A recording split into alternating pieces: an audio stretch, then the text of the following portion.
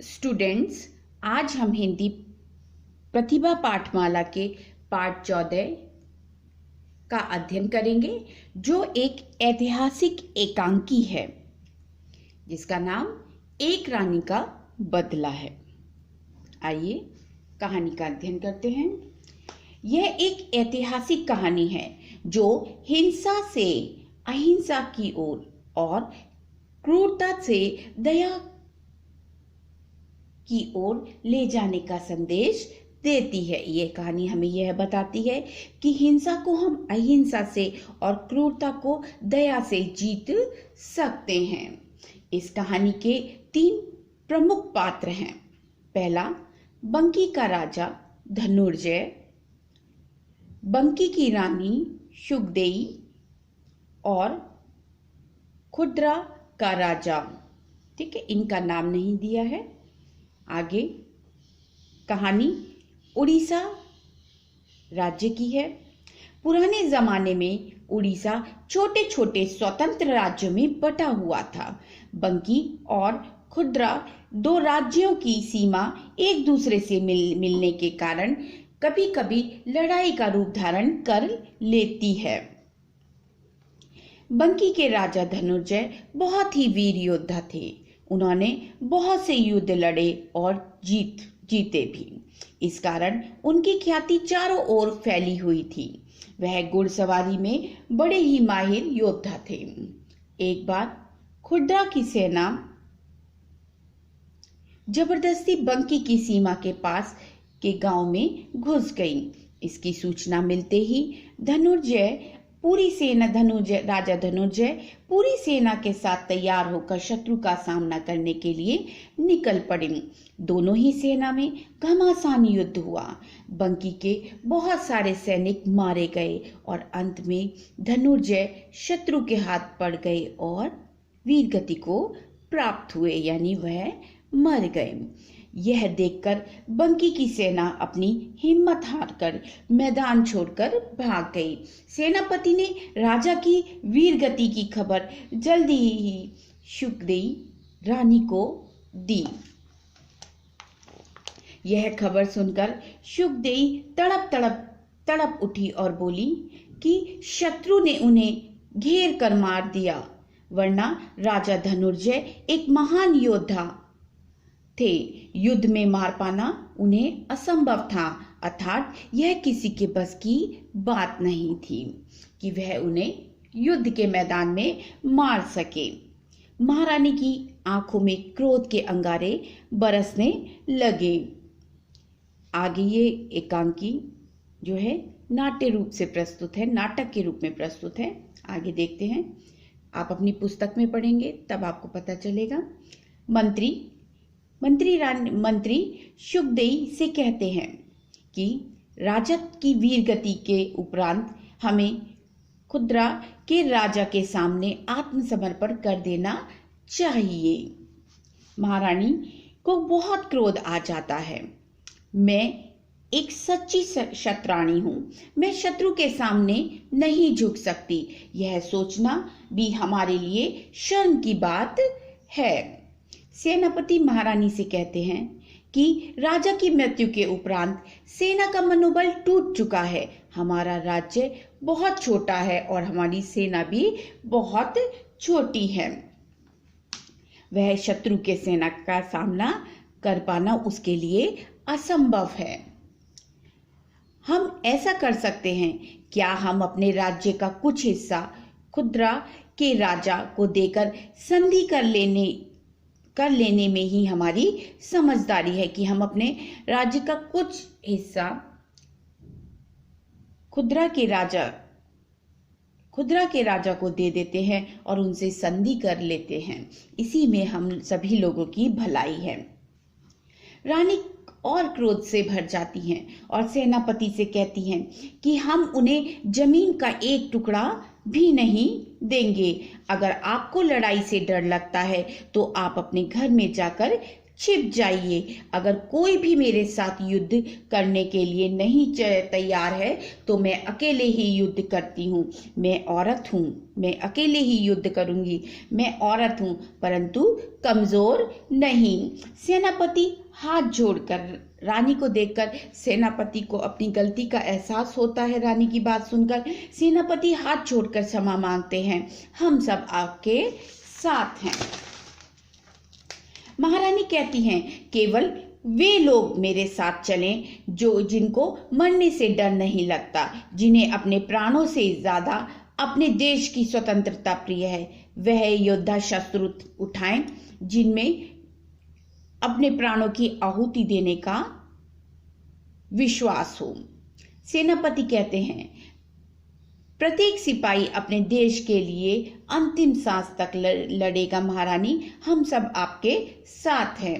महारानी कहती हैं कि परसों सूर्य की पहली किरण फूटने से पहले हमें खुदरा पर चढ़ाई कर देनी चाहिए। शत्रु को सचेत होने का समय नहीं देना चाहिए। सेनापति, जल्दी से कूच की तैयारी करो। सेनापति रानी की आज्ञा पाकर बोलते हैं, जो आज्ञा महारानी। हम जल्दी ही कूच की तैयारी करते हैं। महारानी कूच से पहले अपनी सेना का निरीक्षण किया। महारानी ने कूच से पहले अपनी सेना का निरीक्षण किया। सेना को ललकारते हुए बंकी के सिपाहियों से महारानी कहती हैं, सिपाहियों, आपके राजा ने मातृभूमि के लिए अपने प्राणों की आहुति दे दी। ऐसे में हमारा कर्तव्य है कि देश की प्रतिष्ठा के लिए हमें अपने प्राणों को दांव पर लगा देना चाहिए। यानी हमारे राजा वीर गति को प्राप्त हुए हैं। अब हमारा कर्तव्य बनता है कि अपने राज्य के लिए, उसकी प्रतिष्ठा के लिए हम अपने प्राणों को युद्ध भूमि में भी दांव पर लगा देंगे।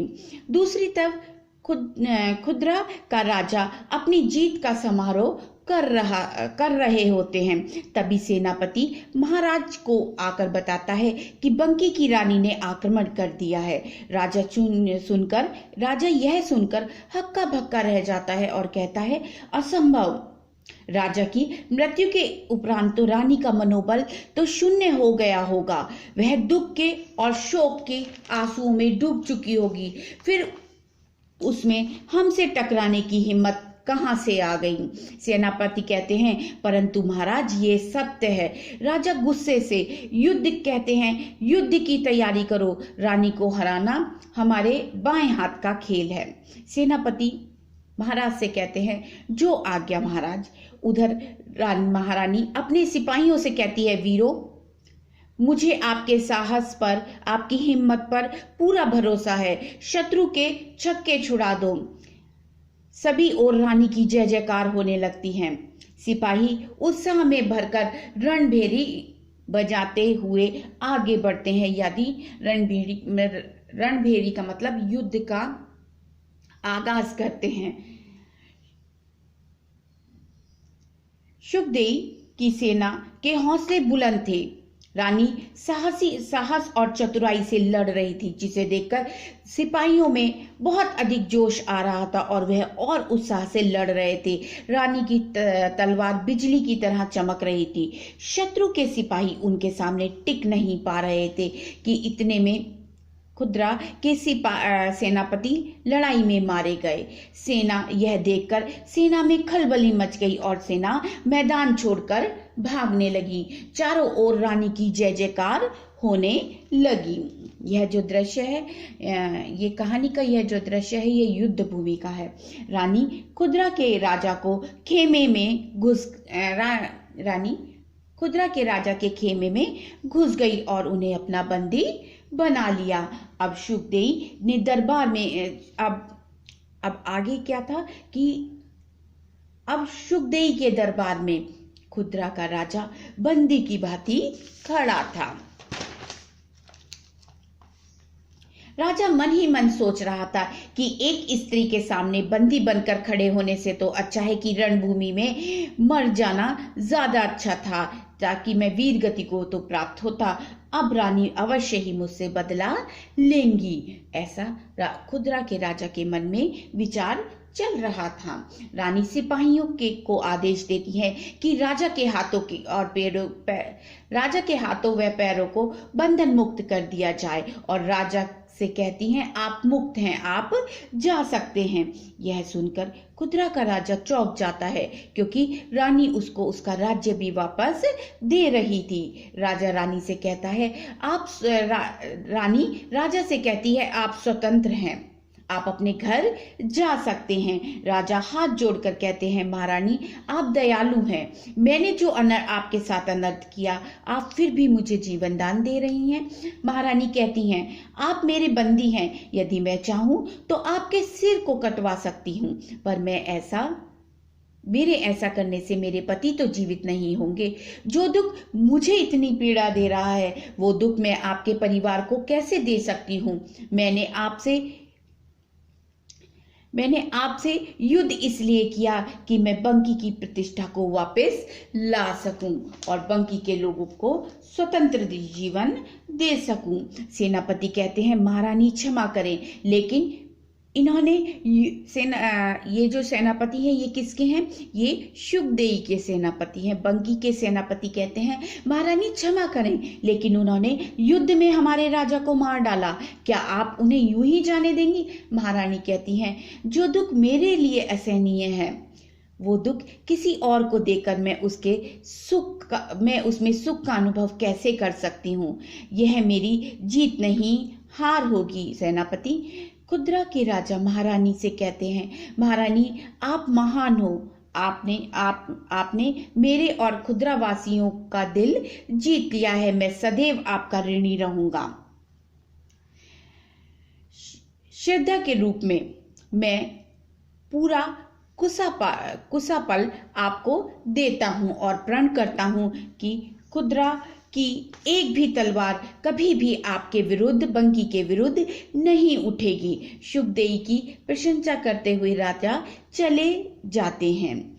रानी के सम्मान में कुसापल में एक स्तंभ का निर्माण किया जाता है जो शुकदेई की वीरता और महानता का प्रतीक है। यह स्तंभ आज भी कुसापल में मौजूद है। यह एक ऐतिहासिक कहानी है जो हमें यह शिक्षा देती है कि जैसे आज के समाज में हो रहा है कि हिंसा का बदला हिंसा से ही लिया जाता है, लेकिन ये कहानी हमें यह प्रेरणा देती है कि हिंसा को अहिंसा से जीता जा सकता है।